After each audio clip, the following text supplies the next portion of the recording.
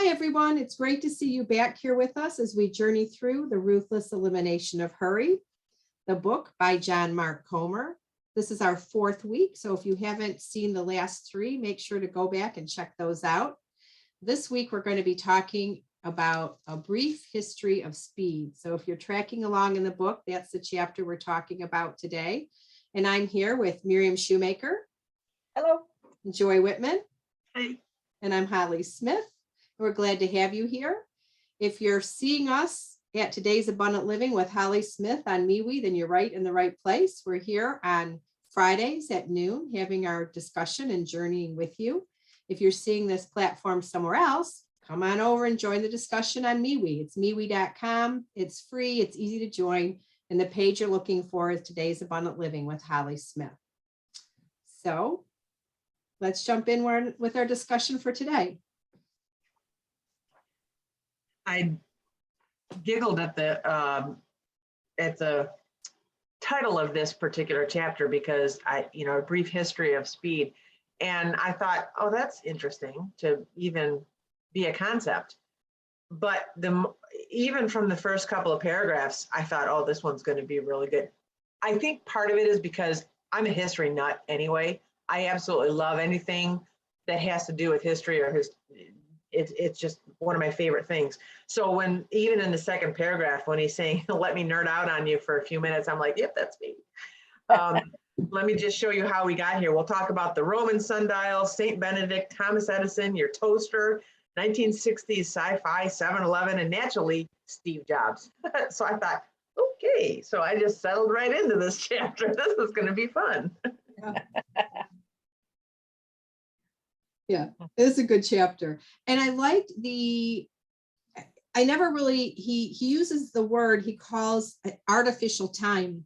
And that concept was kind of eye-opening to me because he talks about, originally the sundial and then the clocks that were used by the monks. And a big change was when there was a public clock put in the public square, and this progression of keeping track of time. And that was kind of a foreign concept to me. All of my life, there's been clocks. Right. So it never occurred to me. I mean, I guess somewhere if I thought about it, I knew, but I started thinking about, and not that I'm suggesting we go back to having no clocks. It probably wouldn't work today. But, what did that time look like? What did it look like not to have your day broke down into hours and minutes and seconds and nanoseconds? How did life flow at that time? It was an interesting concept to me, and breaking the history down was I kind of nerded out with him too. I liked it. Yeah. I mean, it just he really, points out, well, first of all, I had no idea that the first public clock was erected in Cologne, Germany.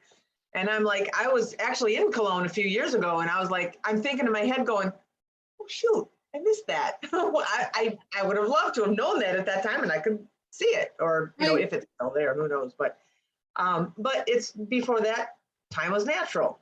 You went to bed with the moon, got up with the sun. That fascinated me, because then you're thinking, okay, well, then in the winter you got a lot of sleep, and in the summer you didn't. Right. So that had to have been odd. Right. How do you get your body to really make those changes every year and not be a solid this to this time? Right. Yeah. But it's gradual. I know, I've said in previous discussions, we celebrate Sabbath, and it's really weird when daylight savings time kicks in, because we're gradually, it changes. So what we do changes, and all of a sudden daylight savings time, and whoop, it's this big, stark kind of awkward change that happens in the middle of it. Right. So, it would have been a gradual, more gradual thing. Right. He says in here too that before Edison, the average person slept 11 hours a night. And I thought that was really fascinating. There's such a movement for, and I do believe that we need to stretch ourselves. And I do believe that we need to, I think that's biblical, right? I think it's biblical. but in the right areas. And there's such a movement. I know there's a big movement where, the thing is we really don't need any more than 6 hours. And a lot of us can handle 5 or 4, or, and runners have this, you push your body, and I think there's some, I think there's some benefit to that. It's like fasting, spiritual fasting. And, I think there's some benefit to that, but depending on where the end game is, depending on what the end game is, and in the confines of, living in Christ. Otherwise, it becomes just sort of this becoming immortal kind of. Yeah.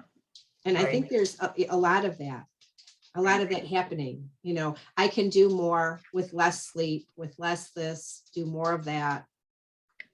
Yeah, but it comes at a cost a little too. A lot. Yeah. And disciplining ourselves in certain areas is good, and pushing ourselves. But if you are pushing yourself 24/7 all year long, then you get into a state of just exhaustion and. Yeah. And it's not what we're called to. No. And that's one of my favorite paragraphs here that just really made me laugh, because it's, for example, in it, like when they're talking about a century ago, technology started to change our relationship with time. For example, in the winter, you'd have to go out to the forest, risk being eaten alive by a wild animal, chop a tree down with an axe using your bare hands, drag the tree back to your cabin, chop it into pieces, and then make a fire again with your bare hands. Now, all you have to do is walk over to the thermostat on the wall, or if you have a smart home on your phone, and push up the arrow. Voila, warm air magically appears. I cannot even imagine having to go out, chop some wood, put it in the, as my main source. I mean, it's different if you have a fireplace and you enjoy a nice fire. Right. But when that's your main source of everyday heating, I'm out. Sorry. Right. I'm more than happy to sit on my couch with my phone and turn the heat up. Right.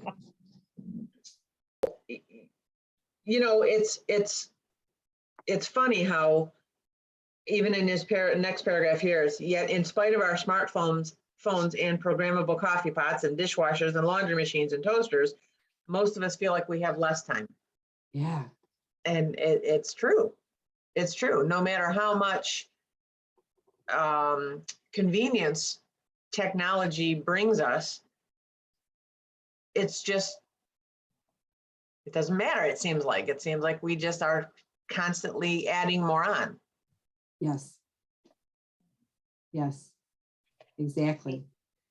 We have a little bit of time, so we feel like we have to fill it. Right. Yeah. Right. And that's really what he asks. He says, labor-saving devices really do save time, but where does that time go? Right. He talks about it as being a compulsion. Yeah. It's a compulsion. It really is. We really are driven. In one of the other chapters, he mentions, he likes to be busy, but it's gone too far. And I had written in the side margin, where is too far?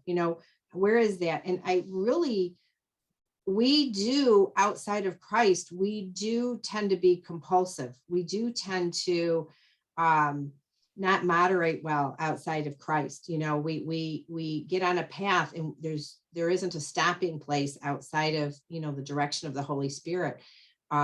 With great things, it can be some of the, more typical things we think of addictions, but with great things, but they can become out of balance and out of control. And it's that cycle that we talked about, I think it was last week, that the more we, follow that path, the more we get busy, the more we get distracted from the Lord, the less we hear from the Holy Spirit, the more we follow that path. And it's just a progression. It's just a progressive cycle toward more and more busyness. I don't know on our own that we have the capacity, really to discern. There's certain things when you first come to Christ, hopefully, there's things that we eliminate from our life. But you get to a place where it's not the choice between something good or something bad. It's just lots of great things, but Yeah. Right. Yeah. Very The true. things that should be priorities start to get out of balance. Mhm. It does. Yeah, absolutely. We need reminders. Right. And it's actually become really a status symbol to be, busy. It really has. It's it's hard to tell somebody that you're having some leisure time without, having them look at you like you have three heads. It's a mark of success, It is a mark of success. to many, many people. And Mhm. I honestly, there are times that I'll be, caught up on what I need to do around here and I don't have anywhere to go or anything. And I'll end up, sitting down and just doing whatever. And I almost kind of feel like I'm doing something wrong. Yeah. Like I should be doing something. Yeah. And I think to myself, okay, what do I need to do? And I'm like, oh, nothing. And that's okay. But that's hard to, it's hard to be okay with it. Yeah. Because that's not really what I don't like the feeling of not being productive. And I don't know if that's just my type A personality, that I just feel like I need to, because I am very organized and I need to, make sure things are done. Mhm. But sometimes I don't always have to be that way. Yeah. Right.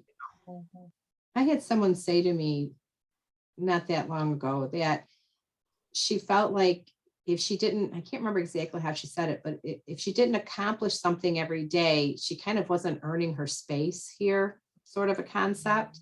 Oh, And yeah. I think too, I remember saying this years and years ago, I'm thankful that there's lots of choices for women. I'm thankful, that we are able to enter the workforce and do the things that we love and fulfill us, and that, use our giftings in that way. But with that, there's come I remember years and years ago, I worked with a woman and I went to her home to do some training with her.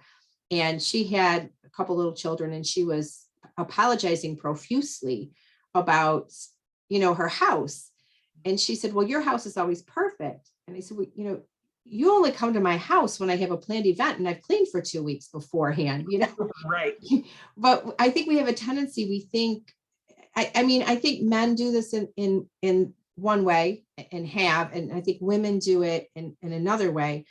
Women have a tendency to develop intimate personal relationships. But I think in the area of having it all together, I think we have a tendency to think that, you all have it all together. So I don't want to, let you think that I don't. But the truth is that you can't, it's not possible to do it all and do it all well. It's just not. I love what I do, but it changes what I do at home. I mean, what I do at home, we do well, we enjoy it. There's a time when I wasn't working outside the home and things were different at home. Not necessarily better or worse, but different. I like where I am now. I liked where I was then, but certainly I can't work a full-time job and have things the same everywhere else that they were. Yeah, right. Right. Yeah. Yeah. Yeah. I think too many, women in particular, put too much pressure on ourselves to be able to do it all. Mhm. And that's pretty much precisely the point of this book, is the fact that you can do it all and you Right. really shouldn't necessarily do it all. Right. There has to be a priority levels set. Yeah. Yeah. And who says we have to do it all? Right. Yeah, right. Who are Right. we listening to? Right. Yeah. In society, unfortunately, and that's really kind of how it's come up. And I like, Joy, that you said we put that pressure on ourselves. I think the perception is that it's from outside, but I really don't think it is. I think when I found when we get really honest with each other, I think it's a breath of fresh air. Wow, you too? Mhm. I Yeah, think it's really a breath of fresh air. I think it's what we put on ourselves. Right, yeah. right. And social media isn't helping anybody either at all, because as you know, there have been research after research about and not just for women of our age, but for especially for the young ones, the young adults and the women, the girls that see all this persona that's put out on social media, and they think that that's what they have to live up to. And that's, I mean, we're older, we can understand and should be able to distinguish the differences, because I'm even guilty of, seeing some things on social media thinking, oh, that'd be nice. And, Mhm. but I've learned over the years to eliminate I call it a sin of comparison. I just, that's something I've always struggled with, and I've learned, and I've gotten way better at it than I ever used to be able to just accept and be content with what I have and the way my life is. If I need to make changes, it's for myself. It's not because of what everybody else sees. Right. And I'm not out there to please anybody else. I'm here to please myself or my husband or my child, and God in the way that I live my life. And that's hard, but it makes it very difficult when you're, watching what everybody else is doing and trying to compare yourself to that. Yeah. Yeah. So social I media look- doesn't do anybody favors. Yeah, it can be. I've said the same thing. I'm glad I wasn't planning a wedding or trying to raise children, or, in the face of, some of these that, I mean, like, not to name any particular ones, but, lots of pictures, and that's probably not, one wedding or one birthday party, it's the best pictures, when you see a 1-year-old's birthday party, you see the best pictures. You don't see the meltdown. You don't see the poopy diaper. You don't see the corner of the kitchen that's not being filmed. You just, that's, I can't imagine really, trying to have big life events under the pseudo microscope of, of society. Mhm. Yeah. Right. Yeah. Right. For sure. Yeah. I like what you said, Joy, about comparison, that you can't and shouldn't compare yourself to other people. Other Yeah. people are different. They have different responsibilities. Mhm. They are maybe called to something slightly different than what we're called to. And we don't have to compare. We don't have to keep up with them. We don't have to be like them. We have the freedom to discover what God has called us to do and then do that. And we don't have to make any excuses for that. Right. Yeah. Right. Yeah. It's an ongoing, at least for me, I can speak for myself. It's an ongoing, continual reminder that I have to have in the back of my mind all the time about a lot of things, about, even listening to you, Holly, when you're talking about how you and Jim do, practice Sabbath, or, then you sit and you pray together, and you set goals for, I don't do that, but that's okay. And I have to remember that it's, to me, it's a little envious that you guys are so good at that. But on the flip side, that's not where we're at. And that's not necessarily what we're called to do. And we have our own way, Kevin and I have our own way of being, is God in the middle of our relationship? Absolutely. But just in a different way. And I'm okay with that. That's what God's designed us for. Right. And so, it's just, it's a constant reminder of to just focus on your own lives and what you're called to do and what you're meant to do, and how busy you're supposed to be. Right. Yeah. And honestly, that, that dreaming and planning time came, out of necessity in our relationship, because, Mhm. things were out of balance. Right. Honestly, And when we Right. first started doing it, it was sloppy and messy. Yeah. It's been a lot of years of doing it now. And when I said it's a real simple notebook, at first there's a part of my personality that's really been refined now by the Lord, but they would want to put in, just the right dividers and color code them and type it, it's really just notebook paper, just scribbled out now, but it works. It really works for us. But it was birth, it was something that I would do personally in my life on a yearly basis. But as a couple, it really morphed and became more, and it was birthed out of a necessity for balance. Right. Yeah. So it was what we needed. Yeah, exactly. And that's where you have to, learn to listen to what direction God's putting you in as far as what's needed in your lives. Right. Mhm. Mhm. Yeah. Sure. Yeah. You I know, was you telling talk- the other day, where when you talk about, again, back to comparing yourself to other people, and what they're involved in and how busy they can be. You can't compare yourself with them. And I try to compare myself to my husband all the time. But he is referred to by most people that know him as the Energizer Bunny. Yeah.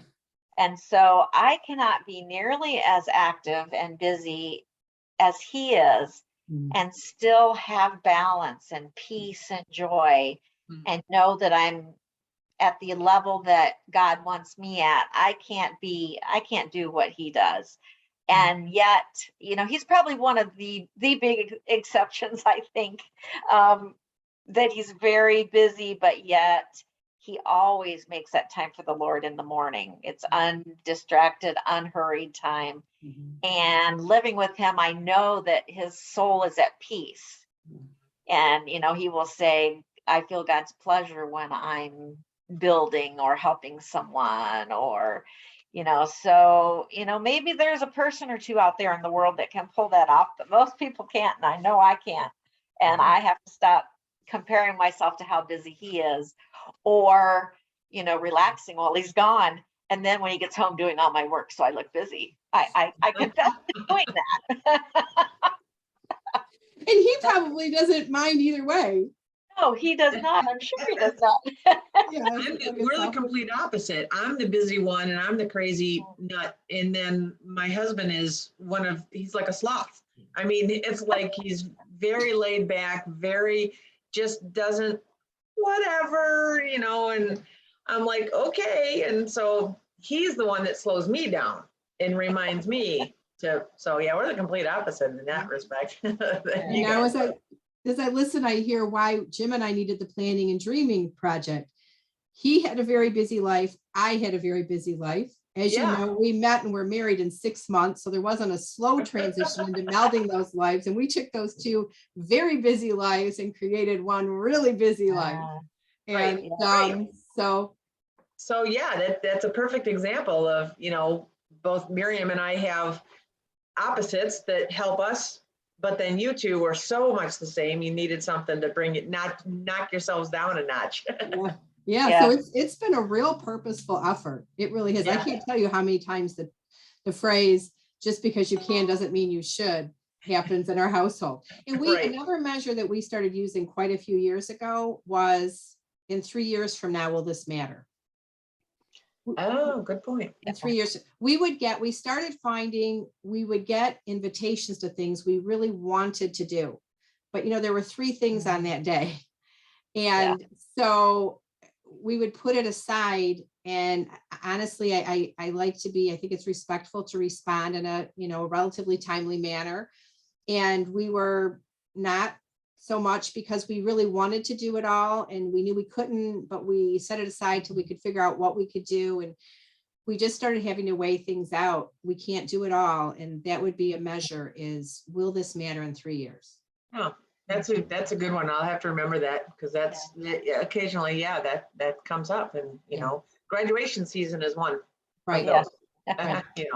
Right. Yeah. And I find like every graduation invitation we get, we really want to go. I mean, we receive invitations from people we care about. We really want to go.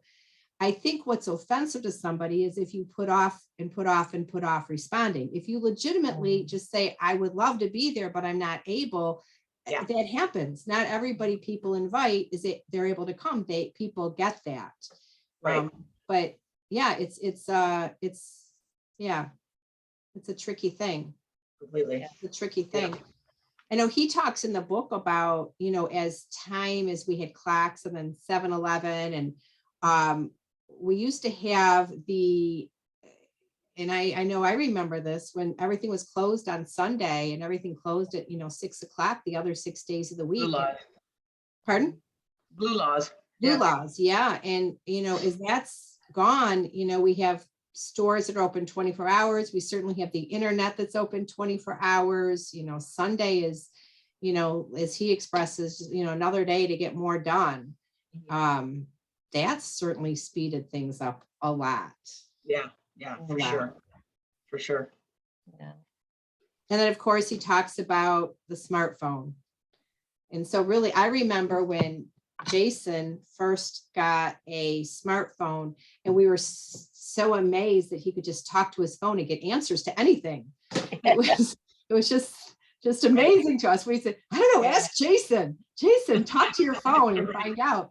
But convenient, super convenient, but well, in this one paragraph too that really struck me about that was that he's talking about a study that found just being in the same room as our phones, even if they're shut off, yes, will reduce someone's working memory and problem-solving skills. yes, That's fascinating to me because, and it says translation, they make us dumber. As one summary of the report put it, if you grow dependent on your smartphone, it becomes a magical device that silently shouts your name at your brain at all times. And it's so true because think about even, well, I guess I'd have to go back probably about 20 years ago, 25 years ago when we were, in our early 30s, whatever, late 20s, early 30s. And you remembered every phone number to every person, you knew your brother's numbers, I have no clue. The only phone number I remember is my mom's for the most part, because that's number's been since I was a year old. She's had the same number. But seriously, I mean, Adriana, she might know me and Kevin's number, but that's it. She doesn't know her friend's number. She doesn't know, you don't memorize things anymore because or reading a map. Nobody buys maps anymore because you don't need them. right, You just look it up and you're, here you go. right, So it's really changed the fabric of our brain power right, to a right, degree. right. Now, do we learn more because we look it up more? Yeah, probably. And it's become very, very handy for things like that. If I want to know something, it's so easy to just look it up and I learn. I do actually learn. So it's not all bad, but Yeah. there's definitely a culture shift when it came to, what did he say, 2007? Right, When the iPhone was released. right. And so many other things right around that time. Uh-huh. All a whole bunch of technology things. Right. Yeah. And it talks about with social media, I thought that was interesting too, how it's sadly, he says that our attention span has gone down smaller than a goldfish. That's frightening. Oh my gosh, yeah. It's Yeah. frightening. I But yeah. underlined that one too. So we congratulate everybody who's still with us at this point. Yeah. You made it past the point. You're engaged, you're listening, because people don't anymore. We're used to getting things in little itty bitty fast bites. Yeah. Yeah. Yeah. And we And got Yeah. Well, it's attention span has dropped to 8 seconds. To put things in perspective, a goldfish has an attention span of 9 seconds. Yep, that's right. We're losing the goldfish. yeah, it's funny, but it's It's kind of serious. Yeah. yeah, right, exactly. Yeah. Yeah.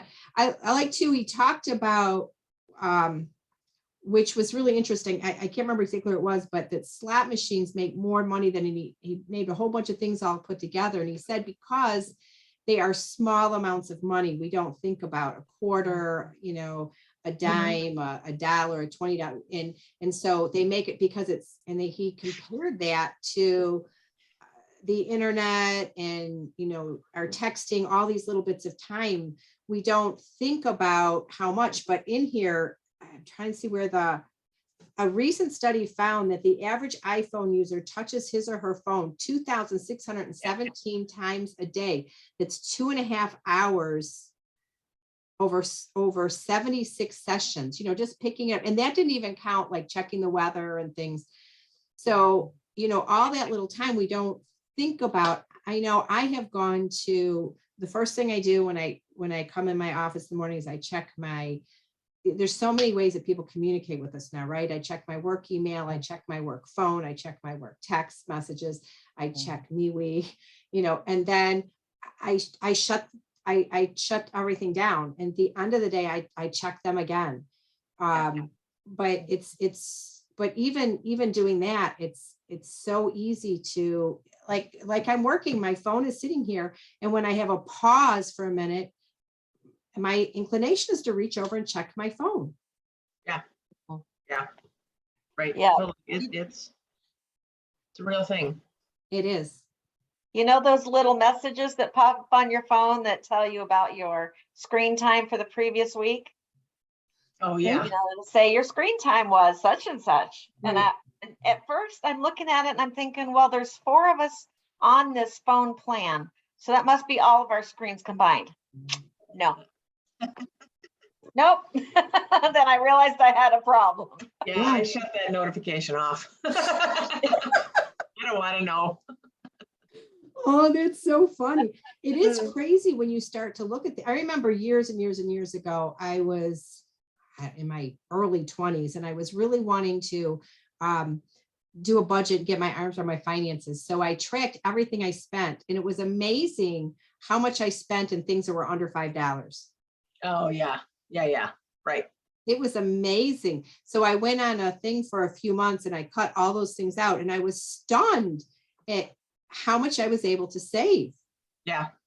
Well, a Dave Ramsey principle is don't even have a debit card, because just pay cash for everything, because it's so easy to just, and this is what we're in the process of trying to really teach Andriana with now, is to know, you know, you just be careful, because it's so easy to just whip that card out and, you know, put it on your, you know, thankfully it's a debit card, not a credit card for her, but you know, you have to learn those principles, and it's very easy to do. It is. And the culture is really purposefully, and he talks about that in this book, it's intentional. It's an intentional grabbing of our attention. That's how they get our money. But I remember years ago, and when the kids were young, and there was a commercial that came out, we pointed it out to them. It showed a line of people all kind of curving and going up to a cash register, and there was happy music playing, and they were all using their credit cards and their debit cards. And so somebody walks up with cash, and it was like a record, you know, being scratched. The music came to a halt, and, you know, everybody looked, and it was, and we said, what are they trying to teach you there? You know, they're showing you cash is not cool. You're interrupting the system. You're not cool. You're not. Why do you think they want you to see that? Why do they care what you spend? Because they want you to use their credit card, and they want to make money. That is geared at you. They're after you. And that's true with I mean, the internet, and I use the internet. I mean, we're on the internet right now. Yeah. You know, like Miriam had said, you know, as long as we're using it, it's not using us. But there are bunches of dollars spent doing studies to figure out how to grab our attention, because that's how they grab our money. Right. And so we have to be really aware of that and purposeful. Yeah.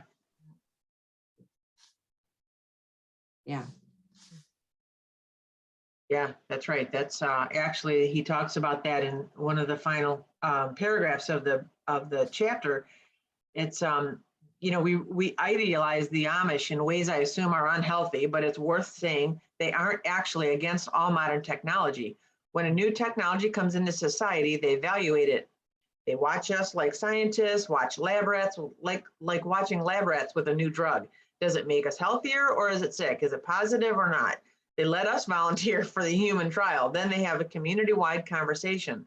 So, it's a decision that they make with informed information. Right. And then, then he says, to be a fly on the wall when they discuss the smartphone.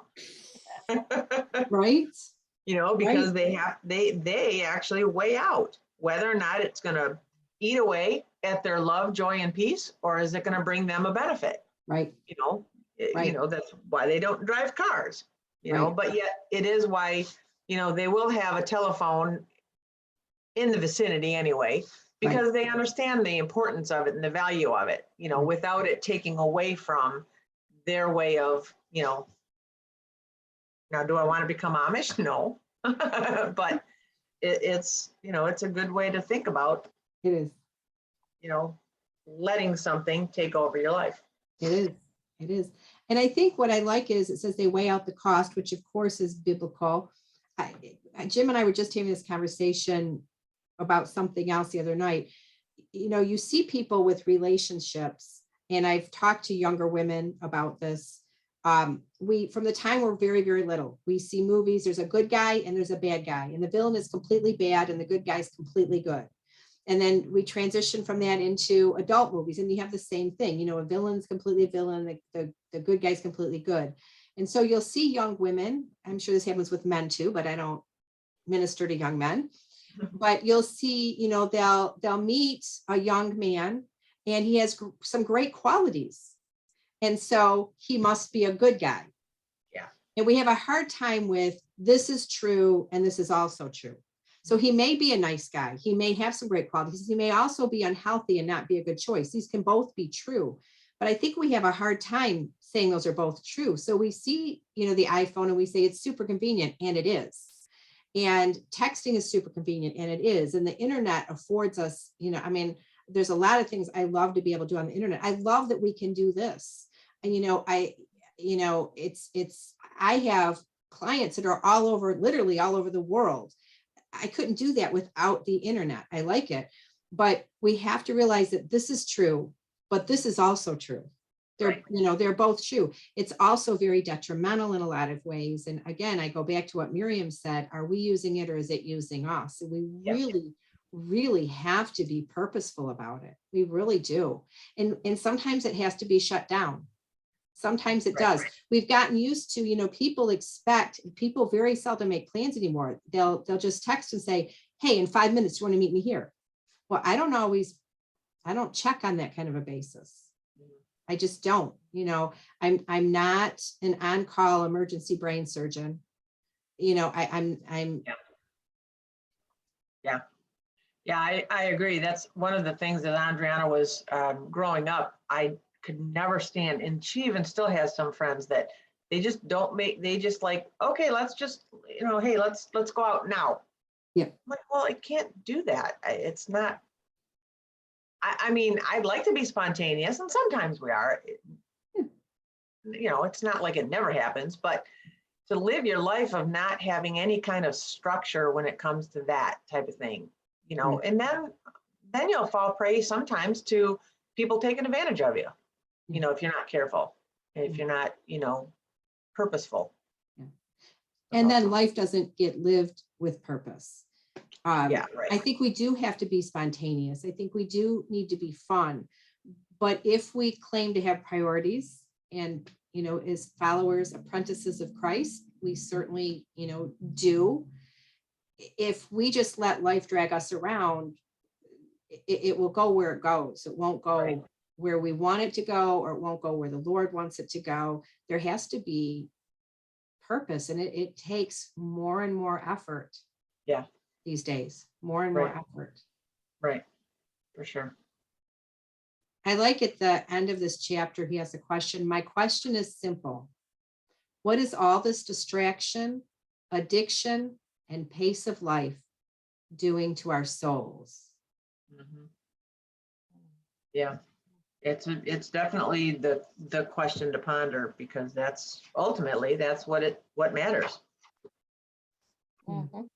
They're doing a lot of studies on what it's doing to our brain. And it's not real positive, honestly. No, it's not. And then the other thing is we're not going to have our brains forever. We're going to have our souls forever. We're not going to have our brains forever. Yeah. Yeah. So, any other thoughts on this chapter? No. No. All right. Well, next week we're going to come, something is deeply wrong. And we're going to look at what that looks like and what the solution looks like. I hope you're all enjoying this discussion. I'm really enjoying meeting with you, Joy and Miriam. This has been just fun hanging out, being able to have this discussion. I know it's been life breathing for me and a blessing for me, and I hope it is for everybody who's listening. Yes. And yeah, and we're, like I said, we are getting to the solution, and you'll love it. Yeah. So again, if you're watching us on YouTube, let's like the video, please, and subscribe and hit that notification bell so you'll know when we're on. And again, we're on MeWe.com Fridays at noon. Please join in the discussion. I'll be hanging out there, and we'll be able to answer any questions or address, our discussion. We'd love to hear from you. So come on in and join us, and we'll see you next week. Bye.